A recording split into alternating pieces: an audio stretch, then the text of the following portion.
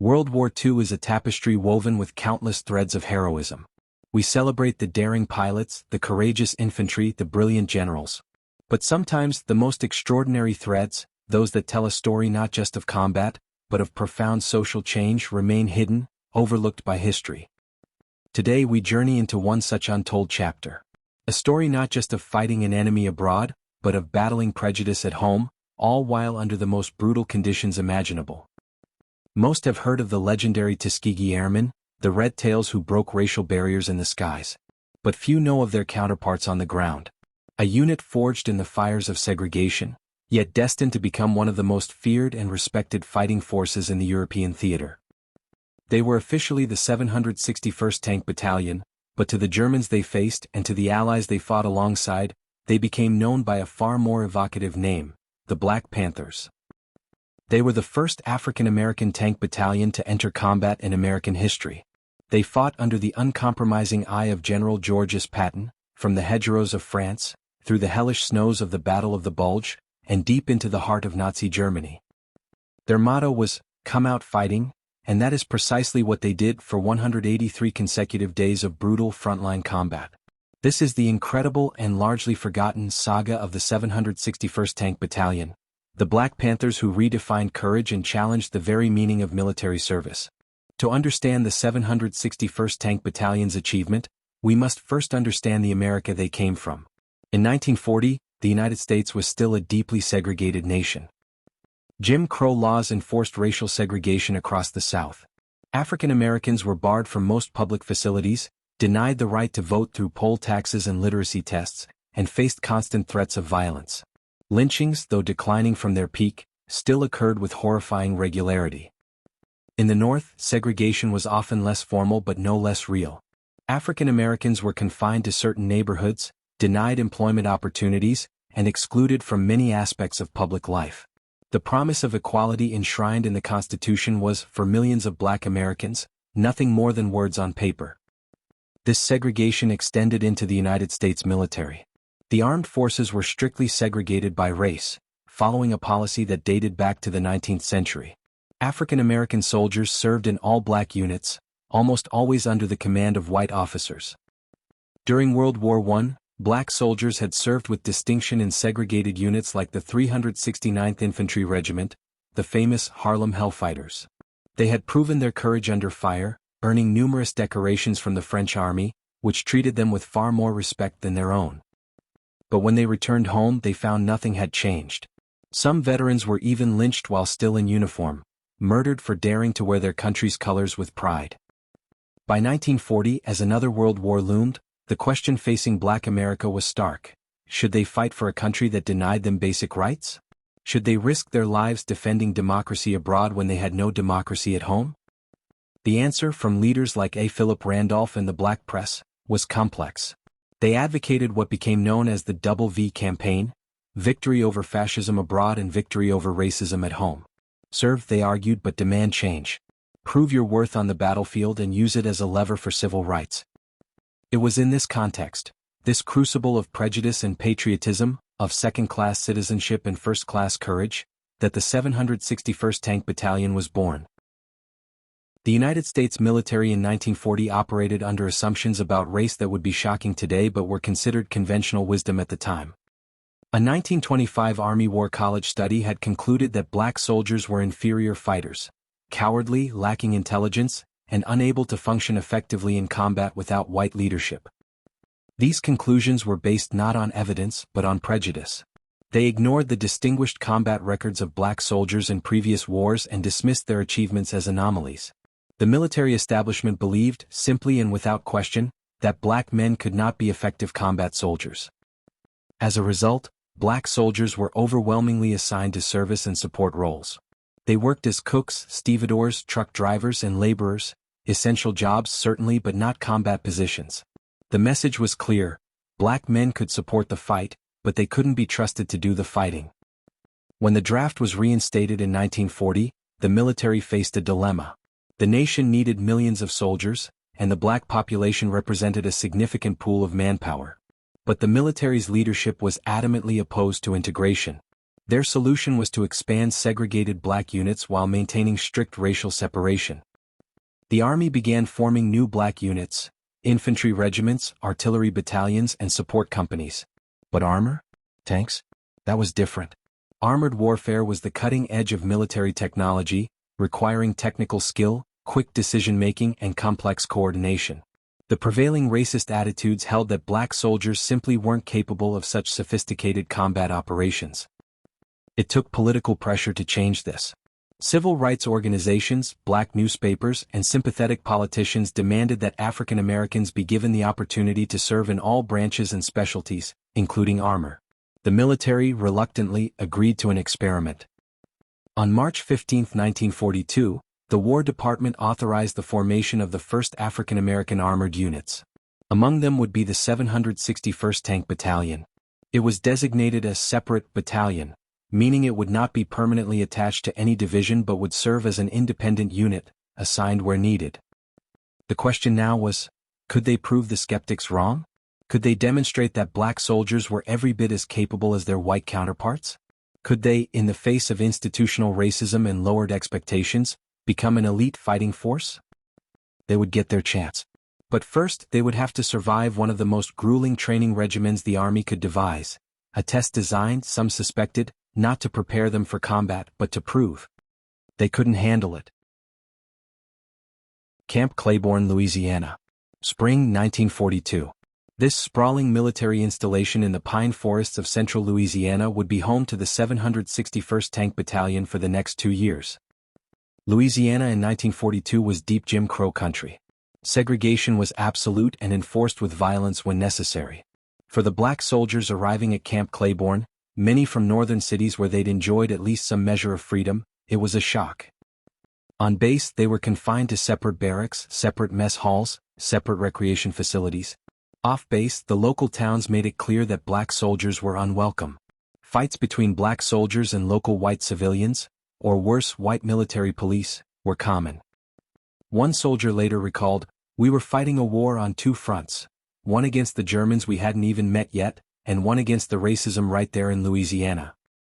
But despite these challenges, or perhaps because of them, the men of the 761st were determined to succeed.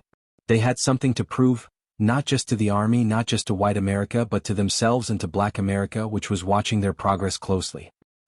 The battalion's initial strength was approximately 700 men. They came from all over the country, from Harlem and Chicago, from small southern towns and Midwestern farms. Some were draftees, others volunteers. Many had college educations, unusual for any Army unit at the time, let alone a black one. They included men like Staff Sergeant Reuben Rivers from Tecumseh, Oklahoma, a quiet, determined soldier who would become one of the battalion's greatest heroes. There was Sergeant Warren G.H. Cressy, who would be credited with destroying numerous German tanks and vehicles. And countless others whose names have been lost to history but whose courage would prove extraordinary. Leading them was Lieutenant Colonel Paul L. Bates, a white officer from California. Bates was unusual, a graduate of UCLA who had competed in track alongside black athletes and had none of the prejudices common to his peers. He believed, genuinely and completely, that his men could become an elite unit. Bates would become beloved by his men. Unlike many white officers assigned to black units, men who saw such assignments as punishment or embarrassment, Bates fought for his battalion. He demanded the best equipment, the best training, and the best treatment. And he made it clear that he would accept nothing less than excellence from his soldiers. The bond between Bates and the 761st would endure through the worst combat imaginable.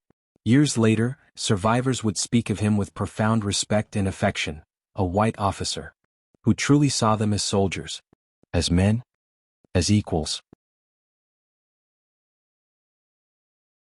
Tank warfare in World War II was brutal, complex, and unforgiving. It required technical mastery of sophisticated machinery, split-second decision-making under fire, coordination between crew members in cramped, deafening conditions, and the courage to advance into enemy fire inside what was essentially a steel coffin. The 761st trained on the M4 Sherman tank, the workhorse of American armored forces. The Sherman had a 75mm main gun, 2.30 caliber machine guns, and a .50 caliber machine gun on the turret. It was reliable, relatively easy to maintain, and produced in enormous quantities. but it had serious weaknesses. Its armor was thin compared to German tanks like the Panther and Tiger. Its main guns struggled to penetrate the frontal armor of heavier German tanks. And it had a tendency to catch fire when hit, earning it the grim nickname Ronson, after the cigarette lighter that advertised lights every time. Fighting in a Sherman required not just courage but tactical skill.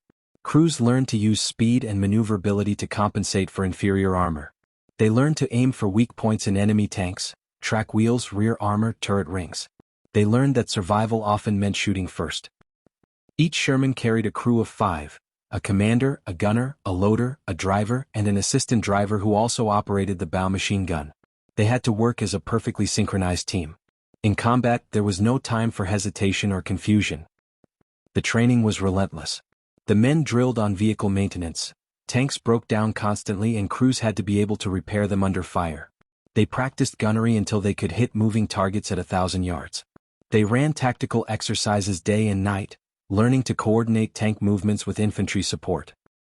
And through it all they faced skepticism and prejudice. White officers from other units would visit Camp Claiborne to observe the 761ST's training, often openly doubting that black soldiers could master such complex skills. Some came hoping to see the experiment fail. They were disappointed. The 761st proved to be exceptionally skilled. Their gunnery scores rivaled or exceeded those of white tank battalions. Their tactical exercises demonstrated sophisticated understanding of armored warfare. Their maintenance records were outstanding.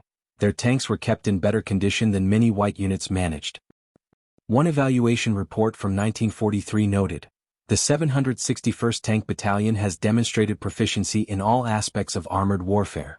Personnel are well-trained, motivated, and capable of combat operations at the highest level." But praise from training officers didn't change the broader attitudes. The 761st continued to face segregation, discrimination, and the assumption that when they finally got to combat they would fail. Some officers predicted the battalion would break and run at the first enemy contact. The men of the 761st heard these predictions. And they responded the only way they could, by training harder, by becoming sharper, by preparing to prove, once and for all, that they were as good as any soldiers in the United States Army. By early 1944, after nearly 2 years of training, the 761st Tank Battalion was ready. They were technically proficient, tactically sound, and mentally prepared for combat. All they needed was the chance to prove it. That chance was coming. Across the Atlantic, Allied forces were preparing for the invasion of Europe, and the 761st was finally going to war. In September 1944, the 761st Tank Battalion boarded ships at Camp Shanks, New York, bound for England. After more than 2 years of training, they were finally heading to war. The Atlantic crossing took 2 weeks. The men had time to think about what awaited them. By September 1944, the war in Europe had reached a critical phase. The D-Day landings had succeeded 3 months earlier, and Allied forces were pushing inland from the Normandy beaches. But progress had been slower than hoped. The German army was conducting a skilled fighting retreat, contesting every mile. American forces had liberated Paris in August, but as autumn approached, the advance was bogging down. The Germans were digging in along their frontier, and the Allies needed every available unit to maintain momentum. The 761st arrived in England in late September and immediately moved to France, landing at Omaha Beach on October 10, 1944. The beach where thousands had died on D-Day was now a massive supply depot, with equipment and supplies stacked everywhere. The battalion moved inland and set up camp near the town of St. Nicholas de Port. Here they received final equipment checks, ammunition, and their combat assignment. They would be attached to General George S. Patton's Third Army, specifically to Major General Willard S. Paul's 26th Infantry Division. Patton's Third Army had a reputation as the most aggressive, fast-moving force in the European theater. Patton himself was legendary, brilliant, profane, controversial, and utterly ruthless in combat. He drove his men hard and accepted no excuses.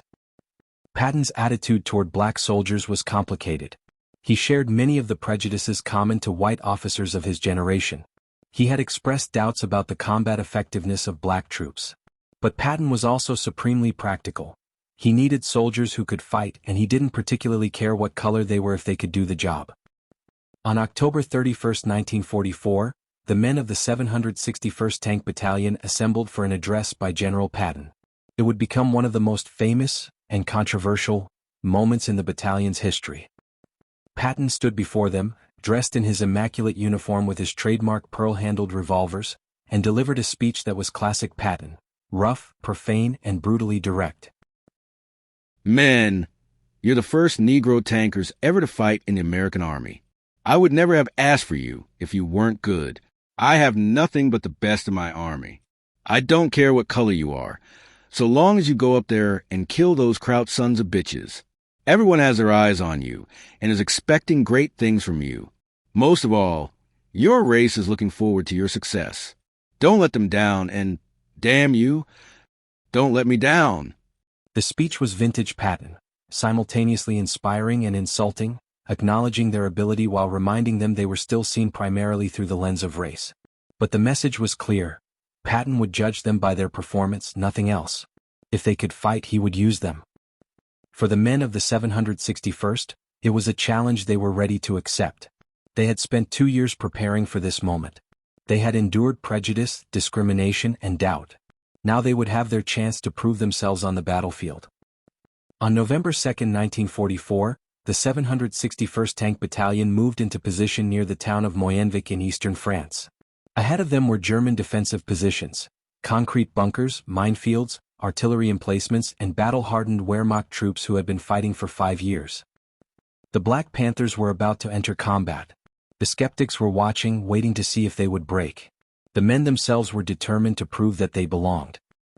In a few hours the shooting would start, and nothing would ever be the same. November 7, 1944. The town of Moyenvic, France. Temperature near freezing, ground muddy from autumn rains.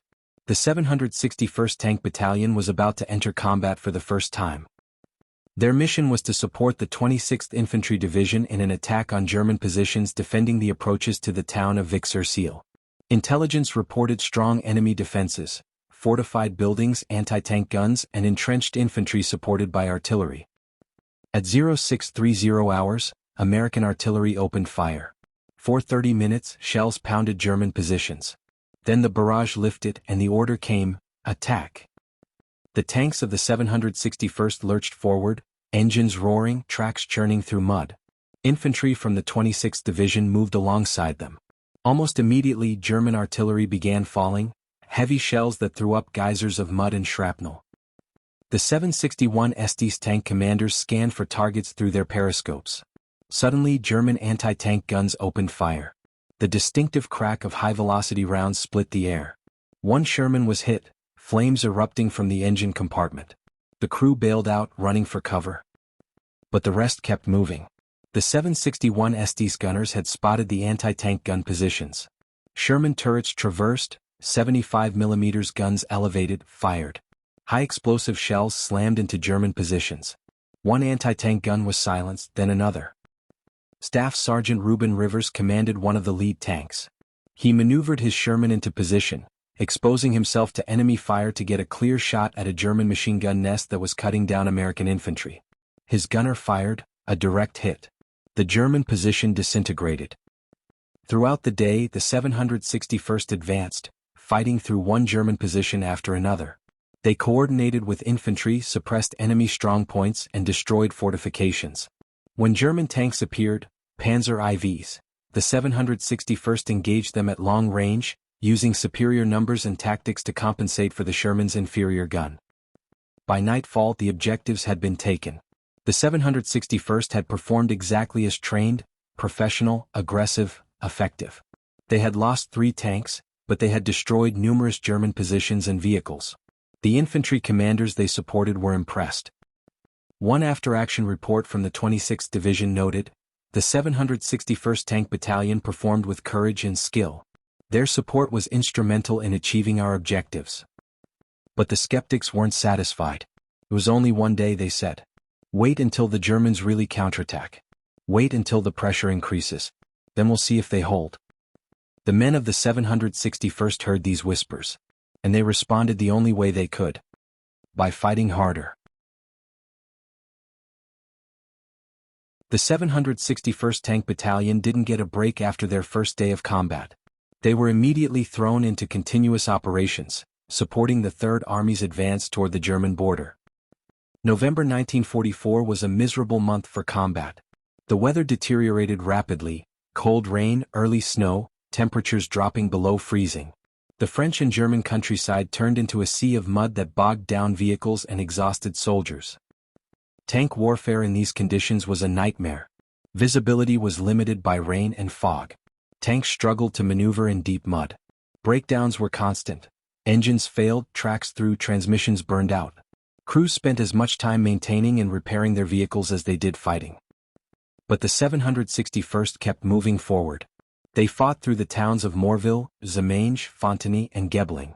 Each name represented hours or days of brutal combat. German positions that had to be reduced one by one, casualties mounting on both sides. On November 16, at the town of Gebling, the battalion faced one of its toughest engagements.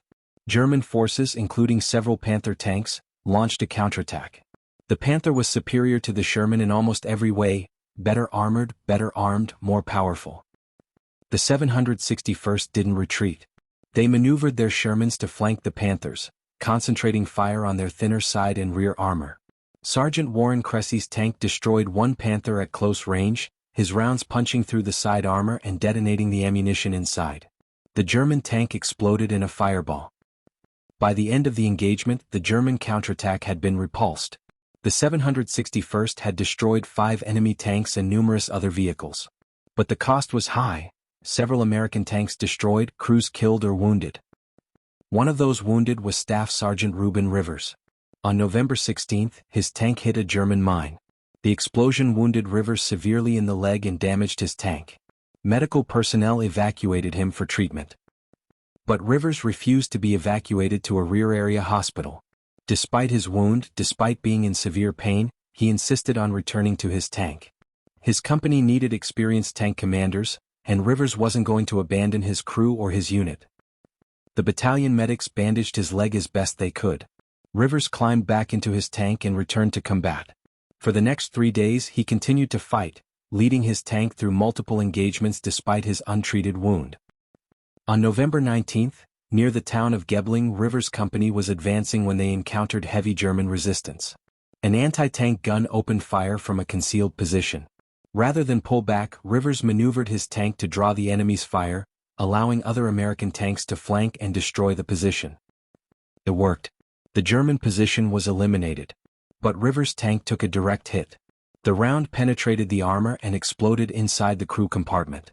Rivers was killed instantly along with other members of his crew.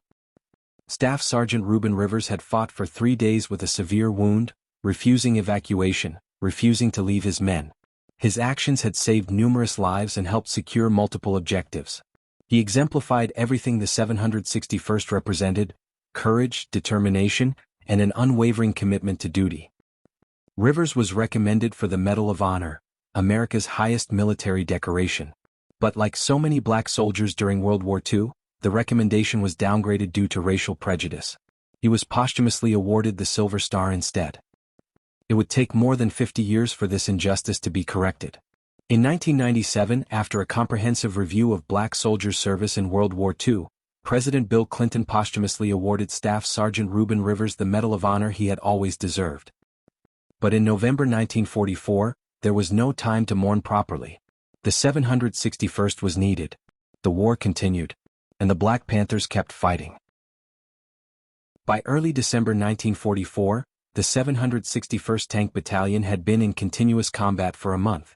They had fought in dozens of engagements, destroyed numerous enemy vehicles and positions, and supported the advance of multiple infantry divisions. Their performance had earned respect from the units they fought alongside. Infantry commanders who had initially been skeptical now specifically requested the 761st for support operations. White soldiers who had never served with black troops found their prejudices challenged by what they witnessed. General Patton himself sent a commendation.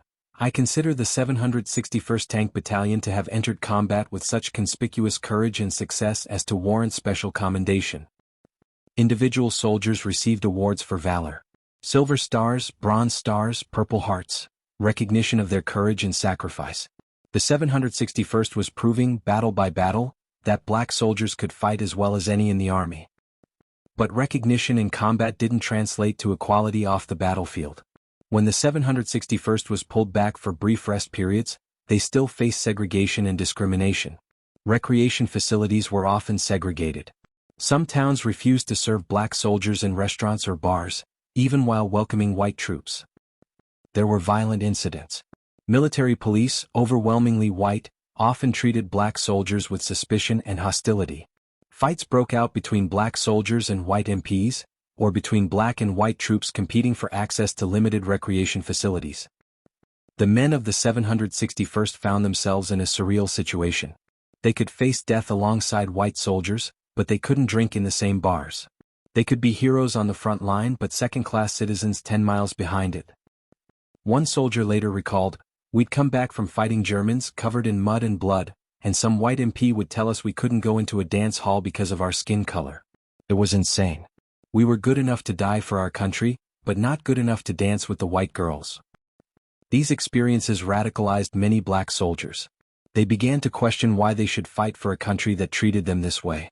Some wrote letters home to black newspapers, describing the contradictions they faced.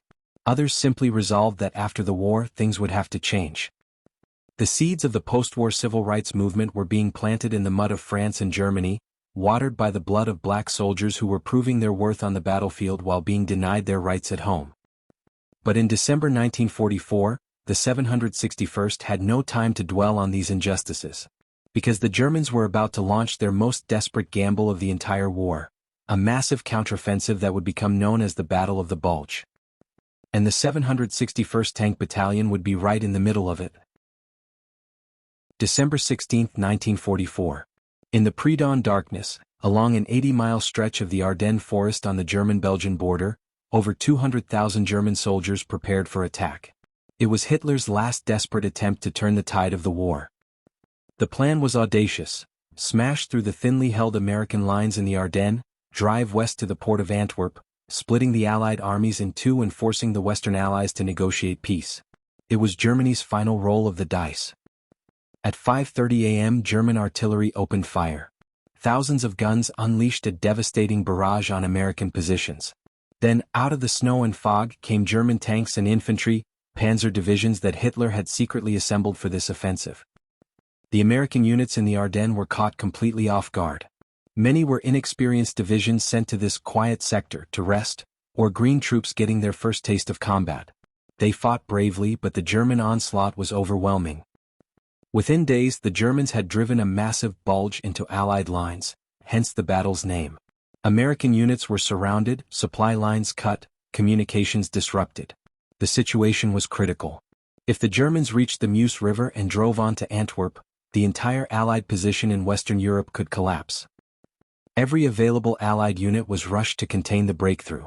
Patton's Third Army, which had been attacking east toward Germany, was ordered to disengage, wheel north and counterattack into the southern flank of the German penetration. It was an extraordinary military maneuver, pivoting an entire army 90 degrees in the middle of winter in terrible weather, and launching an immediate counterattack. And the 761st Tank Battalion would be at the tip of Patton's spear.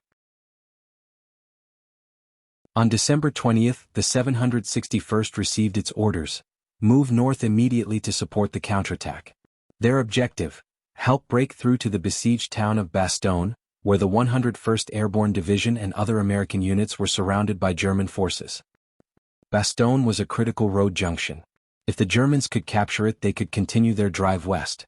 But the 101st, under acting commander Brigadier General Anthony McAuliffe, was holding on despite being outnumbered and surrounded. The weather was the worst imaginable for military operations. Temperatures dropped below 0 Fahrenheit. Snow fell constantly. Visibility was measured in yards. Roads became ice-covered death traps. Tanks that broke down froze solid within hours. The 761st drove north through the night, their tanks slipping on icy roads, engines straining in the cold. They had no time for proper winter preparations. Some crews wore only their standard uniforms, freezing in their open turrets. On December 26, elements of Patton's Third Army broke through to Bastogne, relieving the 101st Airborne. But the battle was far from over. The Germans continued to attack, trying to cut the corridor to Bastogne and re-establish the siege. The 761st was committed to holding and expanding the corridor. For the next several weeks, they fought in conditions that were almost indescribable. The cold was so intense that weapons froze, ammunition malfunctioned, and frostbite caused as many casualties as German fire. Tank warfare in these conditions was a special kind of hell. Inside the steel hulls, crews froze despite the engine heat. Gun breeches froze and had to be thawed. Periscopes frosted over, forcing commanders to expose themselves in open hatches to sea. Tank tracks lost traction on ice, sending 30-ton vehicles sliding uncontrollably. Outside the tanks, infantry soldiers advanced through waist-deep snow, exhausted and freezing. The 761st worked closely with these infantry units, providing covering fire and breaking through German positions. Sergeant Warren Cressy distinguished himself repeatedly during this period. His tank destroyed multiple German vehicles and positions. On one occasion, his Sherman took 4 direct hits from German anti-tank guns but continued fighting. Cressy is unofficially credited with destroying or damaging over 300 enemy vehicles and positions during the war, one of the highest tallies of any American tank commander. By late January 1945, the Battle of the Bulge was effectively over. The German offensive had failed. Hitler had gambled his last reserves and lost. The Allies had contained the breakthrough and were preparing to resume their advance into Germany. The 761st Tank Battalion had been in continuous combat throughout the entire battle, one of the longest periods of sustained combat for any American unit.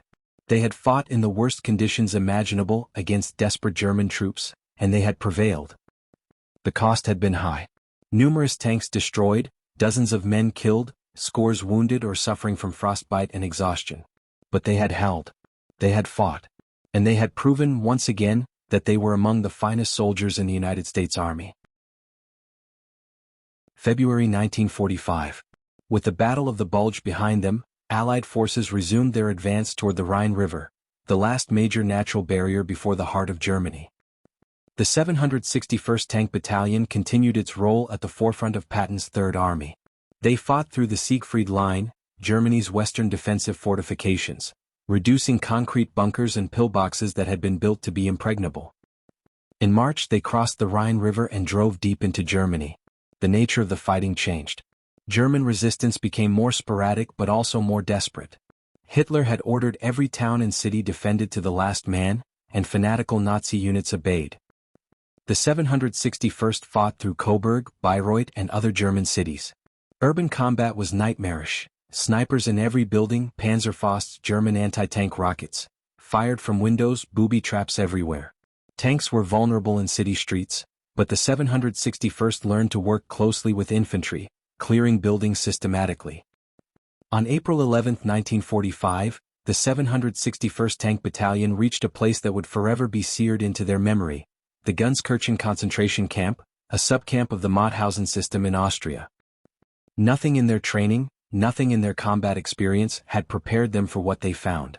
Thousands of prisoners, Jews, political prisoners, Soviet POWs, starving, diseased, barely alive. Many were too weak to stand. The dead lay where they had fallen. For the black soldiers of the 761st, men who had experienced American racism firsthand, the encounter with Nazi genocide was profoundly disturbing. This was racism taken to its ultimate horrific conclusion, the systematic murder of millions based on their identity. One veteran later recalled, "We thought we knew what prejudice was. We thought we'd seen man's inhumanity to man in the segregated South. But this was evil on a scale we couldn't comprehend. It made us even more determined that this is what we were fighting against." The 761st helped provide medical care, food, and comfort to the survivors. They witnessed, documented, and helped begin the liberation of these victims of Nazi atrocity. It was an experience that would mark them for the rest of their lives. The war in Europe was entering its final days. On May 5, 1945, the 761st Tank Battalion reached the town of Steyr, Austria, on the Enns River. Here they linked up with Soviet forces advancing from the east. Days later, on May 7, Germany surrendered unconditionally. The war in Europe was over. The 761st Tank Battalion had fought for 183 consecutive days of combat, from November 1944 to May 1945, one of the longest continuous combat records of any American unit in the war. Their statistics were remarkable. Over 5,000 enemy soldiers killed or captured, 261 enemy tanks and other vehicles destroyed, hundreds of fortified positions reduced. They had earned 11 Silver Stars, 69 Bronze Stars, and approximately 300 Purple Hearts. 3 members of the battalion received the prestigious Distinguished Service Cross. But perhaps the most significant statistic was this: they had proven beyond any possible doubt that black soldiers could fight as effectively as any troops in the world. They had shattered racist assumptions that had persisted for generations. The question now was, would America honor what they had achieved? The soldiers of the 761st Tank Battalion returned home in stages throughout 1945 and early 1946. They came back as veterans of one of the most brutal campaigns in military history, decorated for valor, respected by those they'd fought alongside. They expected, perhaps naively, that their service would have changed something. That their sacrifice, their courage, their proven equality on the battlefield would translate into progress at home. Instead, they found that very little had changed. The trains carrying them home were still segregated. Colored and white drinking fountains still stood side by side. Jim Crow laws were still in full force across the South. Some veterans, still in uniform, were refused service in restaurants. Others were forced to give up their bus seats to white passengers. In some southern towns, black veterans were threatened or attacked for wearing their uniforms with visible pride, for daring to present themselves as equals. The most infamous incident occurred in South Carolina in 1946. Isaac Woodard, a black veteran still in uniform just hours after his honorable discharge, was beaten and blinded by police officers for the crime of talking back to a bus driver. His attackers were acquitted by an all-white jury. The message was clear: your service doesn't matter. Your medals don't matter. Your sacrifice doesn't matter. You're still second-class citizens. For many veterans of the 761st, this was radicalizing. They had risked everything for their country. They had proven their worth beyond any possible question. And they were still being treated as inferior. One veteran said, "We came back from defeating the Nazis and we found that we had Nazis right here at home, they just didn't wear swastikas. But we'd learned something in the war, that if you stand up, if you fight, you can win. And we weren't going to stop fighting." The 761st Tank Battalion's combat record was exceptional, yet official recognition was slow and incomplete. The battalion received a Presidential Unit Citation in 1978, more than 30 years after the war ended. Individual medals took even longer.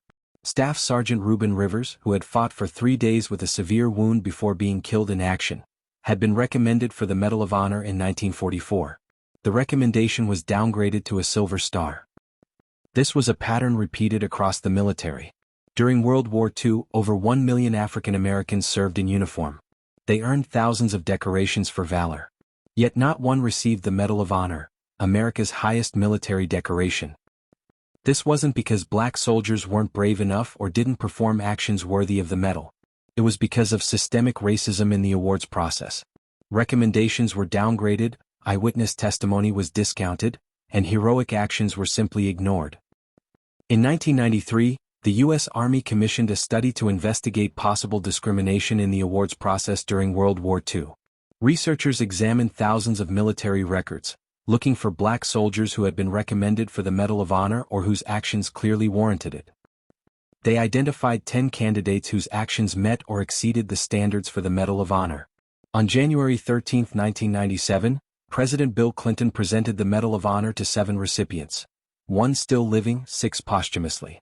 Among them was Staff Sergeant Reuben Rivers of the 761st Tank Battalion. Vernon Baker, the sole living recipient, accepted his medal at age 77. He spoke for all the overlooked black veterans when he said, "The only thing I can say about this is that I'm glad that someone somewhere took the time and the effort to do something about this." For the Rivers family and the surviving members of the 761st, the ceremony was bittersweet.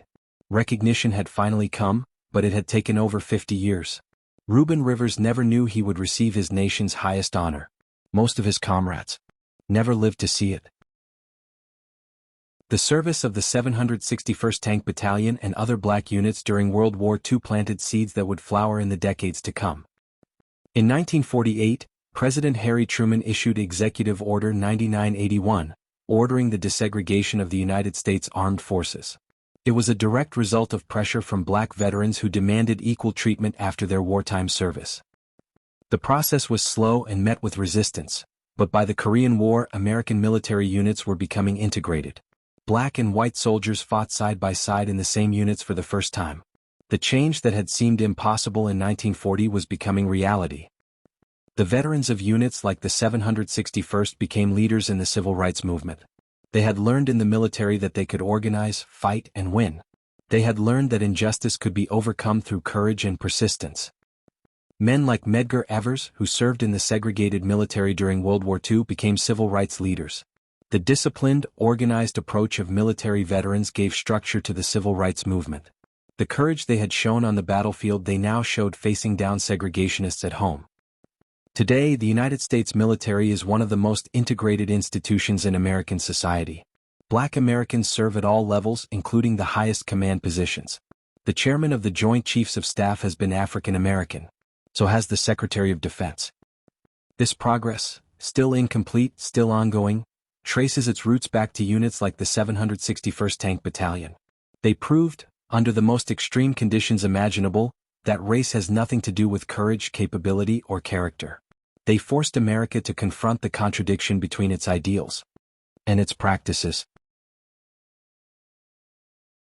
Come out fighting. That was the motto of the 761st Tank Battalion.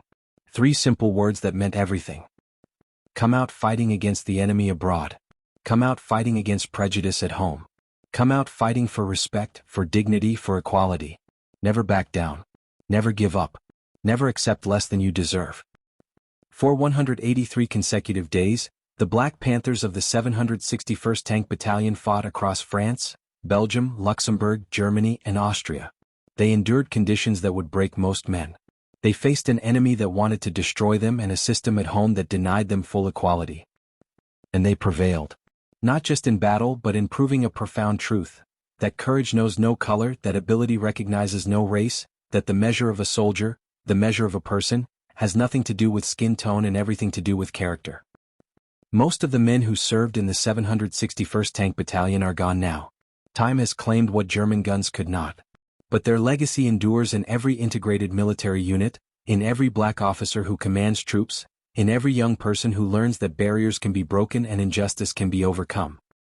They were ordinary men called to do something extraordinary.